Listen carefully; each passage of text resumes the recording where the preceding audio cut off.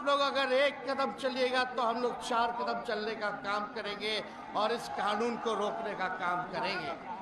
आप सब लोगों का शुक्रिया। अगर एक होकर के हम लोग लड़े तो इंशाअल्लाह हम लोगों की जीत तय है और हम लोग संविधान को बचाने का काम करें। किसी भी कीमत पे नागपुरिया कानून को हम लोग लागू नहीं होने देंगे, नहीं होने देंगे। इनके एजेंडे को हम लोग चकनाचूर करेंगे और इस देश के संविधान, लोकतंत्र और भाईचारा को बचाने का महादेव, कैसे हैं आप सब? उम्मीद करते हो सब लोग खुश और स्वस्थ होंगे। आप सबका मेरे चैनल में फिर से स्वागत है। आज मैं बात करने जा रही हूँ वक्फ बोर्ड। अब ये जो वक्फ बोर्ड की प्रॉपर्टीज़ होती हैं, वक्फ बोर्ड होता क्या है, वक्फ होता क्या है, इसके बारे में बात करने जा रही हूँ। ये इसलिए बात करने जा रही हूँ कि इसको लेकर के चर्चाएँ बहुत चल रही है। आज मैं सिर्फ एक पार्टी की बात करने जा रही हूँ, आरजेडी, लालू यादव सुप्रीमो, जो उसके सुप्रीमो है लालू यादव और उनकी फैमिली। अब ये प्रोटेस्ट कर रहे हैं वक्फ बोर्ड के लिए कि वक्फ बोर्ड के खिलाफ सरकार सरकार काम कर रही है, ये लोकतंत्र के खिलाफ है, ये तमाम चीज़ें बोली जा रही हैं। इस वीडियो को शुरू करने के पहले मैं बता देना चाहती हूँ कि वक्फ होता क्या है, वक्फ बोर्ड होता क्या है। वक्फ बोर्ड वक्फ होता है, जो वक्फ प्रॉपर्टीज़ होती हैं वो होती हैं जो पर्टिकुलर किसी रिलीजन के लिए होता है।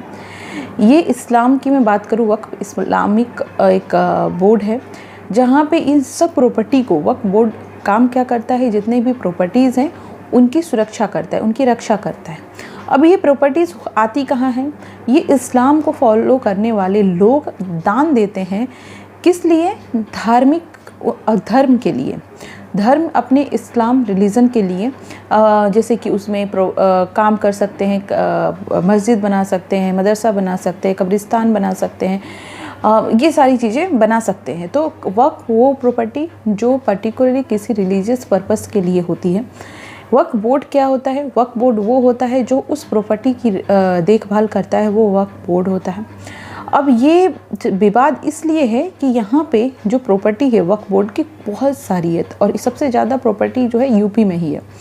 इसमें यह है कि मुस्लिम किसी भी चीज़ को ये बोल देते हैं कि वक्फ बोर्ड की प्रॉपर्टी वक्फ प्रॉपर्टी है और उसमें ये पहले की सरकार ने नियम बनाया है कि अगर कोई मुस्लिम बोल दिया, वक्फ बोर्ड ने बोल दिया कि ये प्रॉपर्टी वक्फ की है, तो उस पर ना आप केस कर सकते हैं, ना उस पर कोई सुनवाई हो सकती है। तो ये प्रॉब्लम है। इस वजह से कई प्रॉपर्टीज़ ऐसी है, कई ज़मीनें ऐसी है जो ज़बरदस्ती हथिया कर रखी है गई है। तो अब सरकार ये नियम ला रही है कि जितनी भी प्रॉपर्टी है उसको जांच होगी, क्या ये लीगल है या इनलीगल है। तो इसको लेकर के घबराहट जारी है। अब तेजस्वी यादव इस वीडियो में आपने देखा कि इसमें ये बोलते हुए नज़र आए कि इंशाअल्लाह जीत हमारी होगी भाई, और ये बोलते हुए कि ये लोकतंत्र के खिलाफ है। मैं ये बोलना चाहती हूँ, जब राम मंदिर बना और राम मंदिर सुप्रीम कोर्ट के आदेश पे बना, ये एक लोकतांत्रिक प्रक्रिया के तहत बना, तब तो आप नहीं गए मंदिर और उसका आप लोगों ने ज़ोर शोर से विरोध किया। तब लोकतंत्र कहाँ था? वही जहाँ पे बाबरी मस्जिद तोड़ी गई और जहाँ पे रथ यात्रा निकली थी, उस रथ यात्रा पे गोली चलाने और रोकने का काम यही लालू यादव ने किया था। रोकने का काम यही लालू यादव ने किया। तब लोकतंत्र कहाँ था जब आप रोकने का काम किए थे? यही लालू यादव हैं जो ज़ोर शोर से ये बोलते हैं कि जितनी भी धार्मिक चीज़ें हैं, ये अभी महाकुंभ चल रहा था, यही लालू यादव हैं, बोलते हैं ये फालतू का चीज़ है। आपको इतनी हिम्मत है तो आप मुस्लिमों के जो पर्व त्यौहार होता है क्यों नहीं फालतू बोलते हैं? आपकी मंशा यही है कि आप सिर्फ वोट के लिए, वोट बैंक के लिए सनातन को नीचा दिखाते हैं, लेकिन आप जैसे तुच्छ लोग जो चलते फिरते लोग हैं उनसे कुछ होने वाला नहीं है। तो ये लोकतंत्र के खिलाफ, तो लोकतंत्र, मुझे लगता है कि अगर लोकतंत्र में इतनी ही चिंता है तो आप वो सब काम करते जो लोकतांत्रिक तरीके से की गई थी, लेकिन आपने ऐसा नहीं किया। अभी आपको खलबली मची है, चुनाव आने वाला है और आपको ये लगता है कि शायद आपका वोट जाने वाला है, तो मुस्लिमों का वोट को रखने के लिए आप रोड पे उतर के आए हैं। तो आपका ये मंशा सबको पता है अब क्या करने वाले हैं।